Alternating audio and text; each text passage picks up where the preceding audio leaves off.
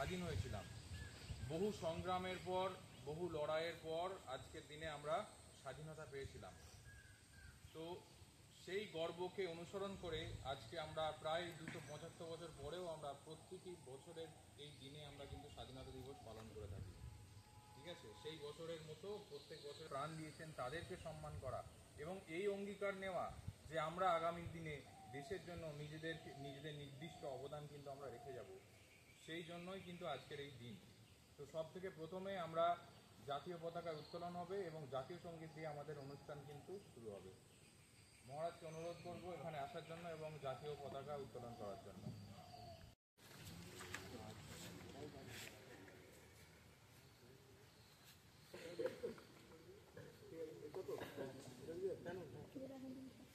বন্দে মাতরম, বন্দে মাতরম, বন্দে মাতরম, বন্দে মাতরম। জয় হিন্দ, জয় হিন্দ, জয় হিন্দ, জয় হিন্দ, জয় হিন্দ, জয় হিন্দ। ভারত মাতা কি জয়।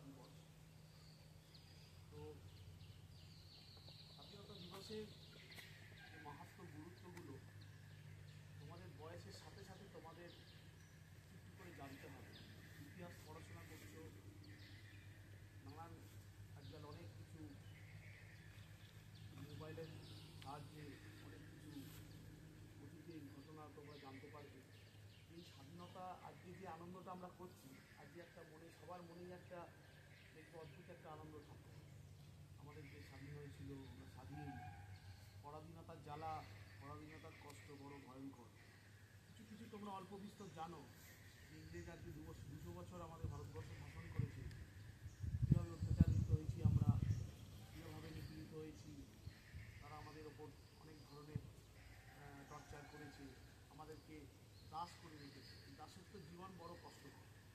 তা সেইখান থেকে একটা আন্দোলন শুরু হয়ে, হ্যাঁ, একটা কথা আছে, বণিকের মানদণ্ড দেখা দিল রাজদণ্ড রূপে।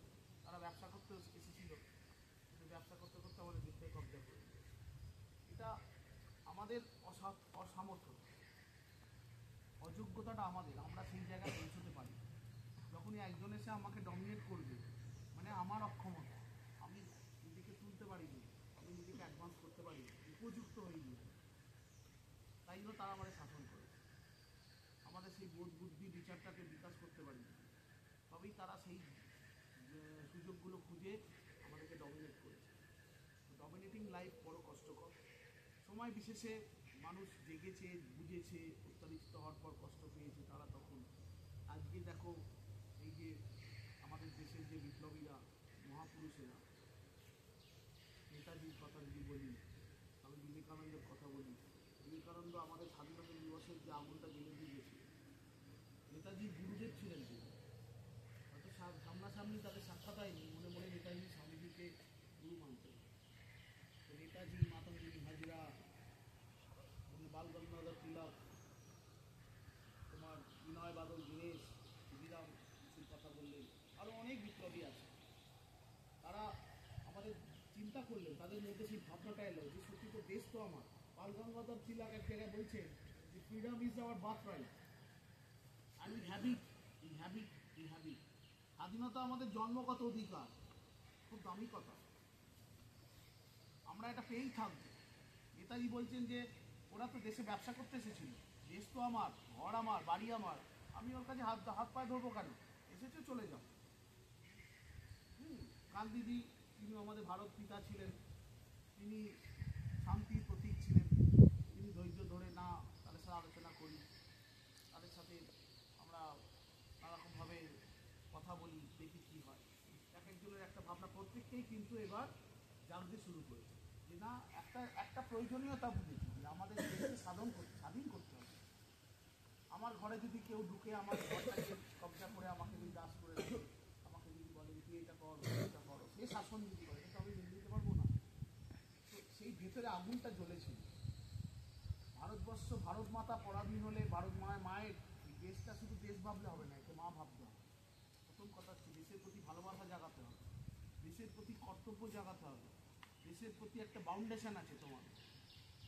হ্যাঁ, এই যে বললাম না স্বাধীনতা জন্মগত অধিকার, যদি দেশমাতৃকার প্রতিও আমরা বাউন্ডেড, আমরা তাকে ভালো রাখার অঙ্গীকারবদ্ধ।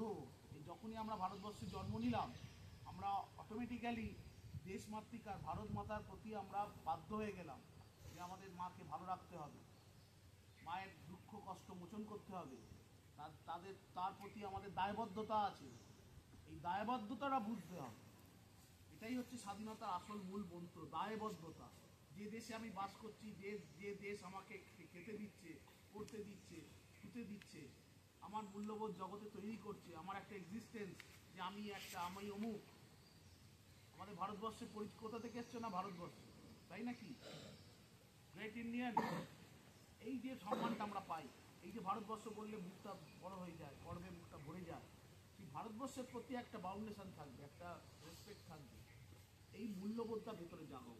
স্বাধীনতা হচ্ছে এইটা, তার প্রতি ব্যাকুলতা, তার প্রতি টান। যেরকম বাড়িতে মনে করো আত্মীয় স্বজন, বাবা মা, দিদা দাদু, ভাই বোন, দিদি, প্রত্যেকের প্রতি একটা টান আছে। এই টান তো তোমাকে বলতে হয় না, বোঝাতে হয় না, জন্মগত টান। মায়ের প্রতি জন্মগত টান, বাবার প্রতি জন্মগত টান, এটা আলাদা করে শেখাতে হয় না, এটা রক্তে আছে।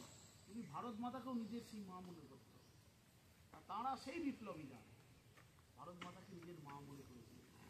তারা মাকে পরাধীনতা থেকে জাগাতে হবে, পরাধীনতাকে বের করে নিয়ে আসতে হবে। এই পরাধীনতায় রাখা যাবে না। তারা রাত্রিতে এগুলোকে রিয়েলাইজ করেছিলেন জীবনে, তাই জন্য তারা নিজের জীবনকে সম্পদ দেওয়ার কথা উৎসর্গ করে দিয়েছিলেন ভারত মাতার শ্রীচরণে, ত্যাগ করেছিলেন, স্যাক্রিফাইস, নিজের আনন্দ, নিজের আহ্লাদ, নিজের জাতীয় সুখ, সব কিছু তারা ত্যাগ করে দিয়ে ভারত মাকে আমাদের স্বাধীন করতে হবে, দেশকে স্বাধীন করতে হবে। দেশ মানে শুধু জিওগ্রাফিক্যাল ম্যাপ নয়।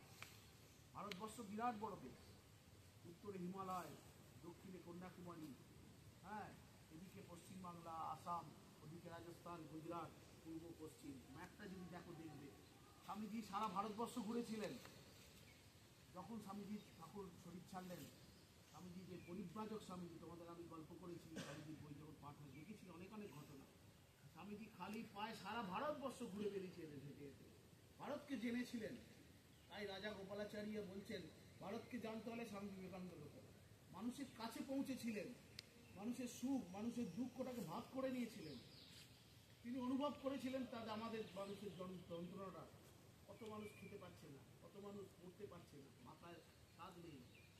এগুলো তিনি কাছে বসে এই যন্ত্রণাটাকে রিয়েলাইজ করে নিজের যন্ত্রণা নিজের হৃদয় টেনে নিয়েছিলেন। তবেই তিনি বলেছিলেন, যতদিন কুকুর বেরো জন্তু জানোয়ার যদি অভুক্ত থাকে ততদিন আমি ফিরে আসবো। এত বড় কথা কেউ বলেনি। তো এই রিয়েলাইজেশনটা করতে হবে বাবা। আমি বললাম, দাদারা বললো শুনলে ওখানে শেষ হয়ে যাবে না, নিজে অনুভব করো যে দেশ বলতে কি বোঝায়, স্বাধীনতা কিসের স্বাধীনতা। হ্যাঁ, স্বাধীনতা মানে কি আনন্দ করলাম ফুর্তি করলাম না, প্রয়োজনীয়তাটা বোঝো, মাহাত্মটা বোঝো, গুরুত্বটা বোঝো। পুষ্প ভরা আমাদের এই বসুন্ধরা, তার মাঝে আছে দেশ সকল দেশের সেরা। ও সে স্বপ্ন দিয়ে তৈরি সেদের স্মৃতি দিয়ে ঘেরা। এমন দেশটি কোথাও খুঁজে পাবে না কো তুমি। ও সে সকল দেশের রানী সেজে আমার জন্মভূমি, সেজে আমার জন্মভূমি, সেজে আমার জন্মভূমি। সূর্য গ্রহ তারা কোথায় উজ্জ্বল এমন ধারা, কোথায় এমন খেলে তড়িৎ এমন কালো মেঘে। তারা পাখির ডাকে ঘুমিয়ে উঠি, পাখির ডাকে জেগে।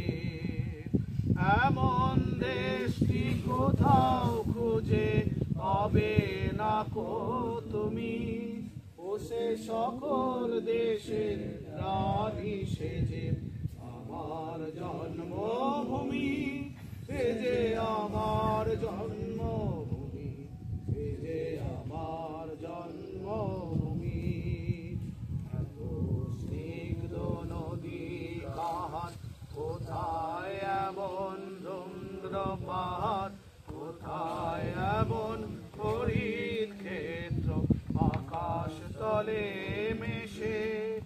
এমন ধানের উপর ঢেউ খেলে যায় বাতাস কাহার দেশে। এমন দেশটি কোথাও খুঁজে পাবে না কো তুমি। ও সে সকল দেশের রানী সেজে আমার জন্মভূমি, সেজে আমার জন্মভূমি, সেজে আমার জন্মভূমি। পুষ্পে পুষ্পে ভরা শাখি, কুঞ্জে কুঞ্জে গায়ে পাখি, গুঞ্জারিয়া আসে হোলি, কুঞ্জে কুঞ্জে ধে। তারা ফুলের ওপর ঘুমিয়ে পড়ে ফুলের মধু খেয়ে। এমন দেশটি কোথাও খুঁজে পাবে না কো তুমি। ও সে সকল দেশের রানী সেজে আমার জন্মভূমি, সেজে আমার জন্মভূমি, সেজে আমার জন্মভূমি। মায়ের মায়ের এত স্নেহ কোথায় গেলে পাবে কেহ। ও মা তোমার চরণ দুটি পক্ষে আমার ধরি। আমার এই দেশেতে জন্ম যেন এই দেশেতে মরি। এমন দেশটি কোথাও খুঁজে পাবে না কো তুমি। ও সে সকল দেশের রানী সেজে আমার জন্ম জন্মভূমি, সে যে আমার জন্মভূমি, সে যে আমার জন্মভূমি, সে যে আমার জন্মভূমি, সে যে আমার জন্মভূমি। বন্দে মাতরম, বন্দে মাতরম, বন্দে মাতরম, জয় হিন্দ, জয় হিন্দ, জয় হিন্দ। ভারত মাতা কি জয়, ভারত মাতা কি জয়, ভারত মাতা কি জয়। সর্বে প্রণাম জানিয়ে, দাদা ঘরের শ্রদ্ধা জানিয়ে আমি একটি বক্তৃতা বলবো। জাতির প্রতি বার্তা। শৃঙ্খল পরাজাতি কখনো মাথা উঁচু করে বাঁচতে পারে না। দাসত্ব শুধুমাত্র মানুষের হাত পা নয়, বরং তার আত্মা তার ভবিষ্যৎকে বন্দী করে রাখে। আজ আমাদের সামনে দুটি পথ, একটি ভিক্ষার মতো স্বাধীনতা আর একটি রক্তে ভেজা অর্জিত প্রকৃত স্বাধীনতা। আমরা কি হাত পেতে নেবো দয়ার টুকরো, নাকি বুক চিতি নিয়ে আসবো আমাদের অধিকার? মনে রেখো, স্বাধীনতা কেউ দেয় না, স্বাধীনতাকে ছিনিয়ে নিয়ে আসতে হয়। এই জন্য চাই সাহস, ঐক্য আর নিজের জীবন উৎসর্গ করার অঙ্গীকার। নিজের জীবন উৎসর্গ করার অঙ্গীকার।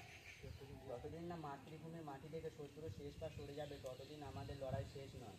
যে তরুণের বুকে রক্ত উষ্ণ, তার জন্য সবচেয়ে বেশি গৌরবের বিষয় হলো মাতৃভূমির জন্য প্রাণ দেওয়া। যে জাতি ভয় পায় সে চিরকাল দাসত্ব থাকে, আর যে জাতি লড়াই করে সে জয়ী হয়, হয় আজ নয়তো আগামীকাল। আজ আমরা প্রতিজ্ঞা করি, মাতৃভূমির জন্য আমরা প্রাণ দেব, যাতে যেন মাতৃভূমি হাসে। মাতৃভূমি শুধু আমাদের মাটি নয়, সে আমাদের মা, আর মায়ের জন্য সন্তান ত্যাগের সবচেয়ে বড় ভালোবাসা। নমস্কার। ভারতের এক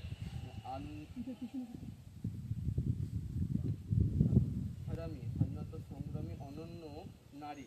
তিনি জন্মগ্রহণ করে 19 অক্টোবর 1870 সালে মেদিনীপুরের তামলুক নামক শহরে।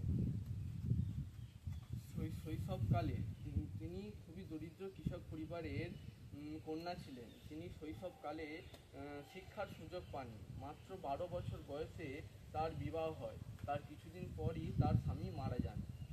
তার স্বামী মারা যাওয়ার পর তিনি নিজেই জীবনযাপন করতে শুরু করেন এবং গ্রামের মানুষদের জন্য নিজেকে ত্যাগ করে দেন।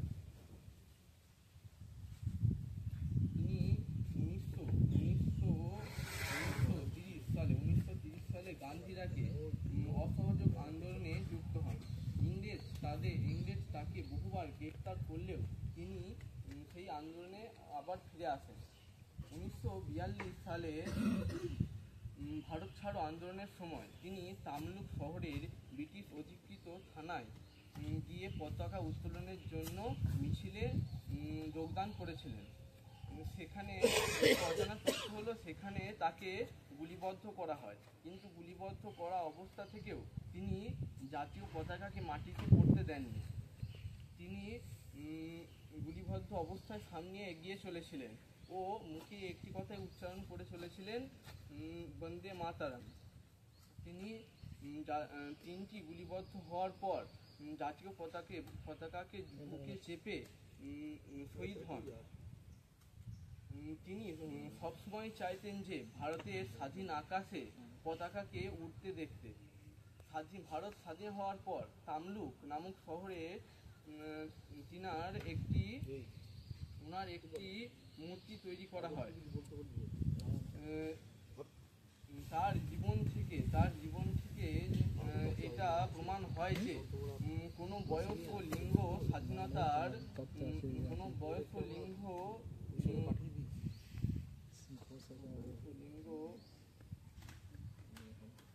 স্বাধীনতার প্রতিবন্ধকতা নয়। ঠিক আছে, চলো। বন্ধু, তোমরা ছাড়ো উঠবে, প্রতিজ্ঞা করো চিত্ত, বাংলার মাটি দুর্জয় ঘাটি বুঝে নিক দুর্বৃত্ত, মৃদ শত্রুকে হানো স্রোত রুখে, তন্দ্রাকে করো ছিন্ন, একাগ্র দেশে শত্রুরা এসে হয়ে যাক নিশ্চিহ্ন।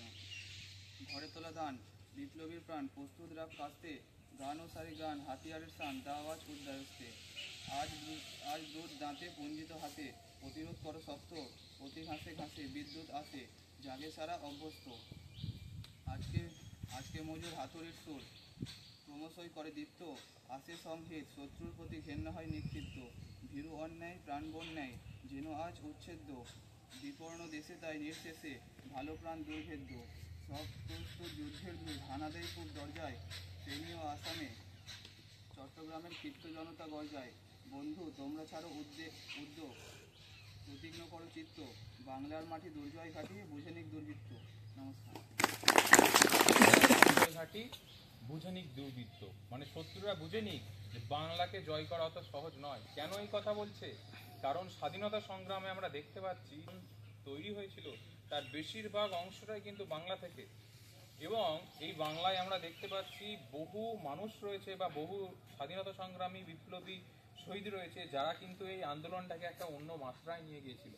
এবং ইংরেজরা বুঝতে পেরেছিল 1911 সময় এসে তারা বুঝতে পারলো যে এই বাংলা থেকে ভারতবর্ষকে আর চালানো সম্ভব নয়, কারণ বাংলার বিপ্লবীরা এমন তীক্ষ্ণ পরিবারে, বিনয় বাদল দীনেশ বলো, এরা ইংরেজদের ওপর দৈনন্দিন দিনে রাতে হামলা করছে। এছাড়াও আরো অনেক গোপন বিপ্লবী রয়েছে যারা কিন্তু ইংরেজদের ওপর কিন্তু হামলা করছে। ইংরেজরা ভয় পেয়ে 1911 সালে কিন্তু বাংলা ছেড়ে পালালো, দিল্লিতে ওদের রাজধানী আবার স্থাপন করলো দিল্লিতে।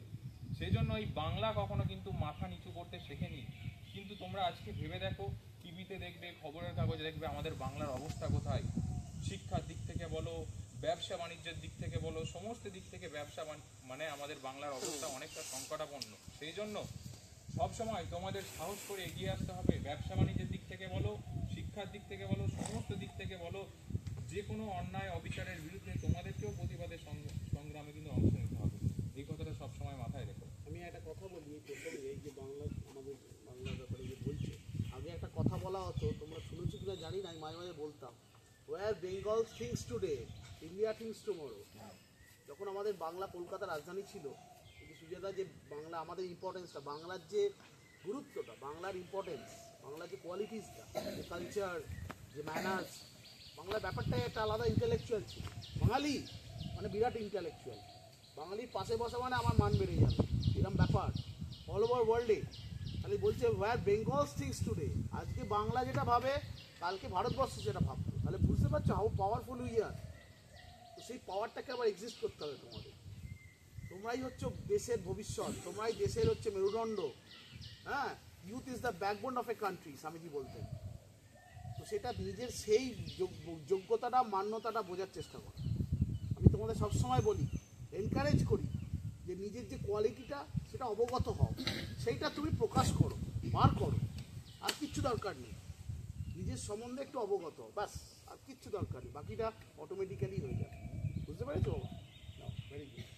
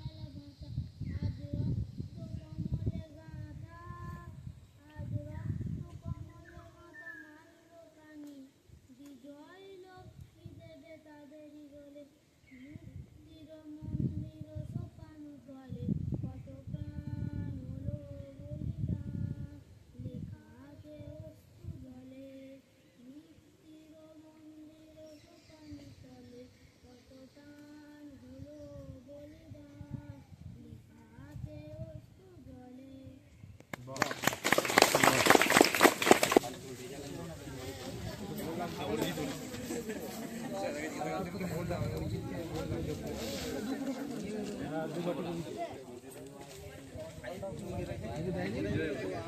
দুটো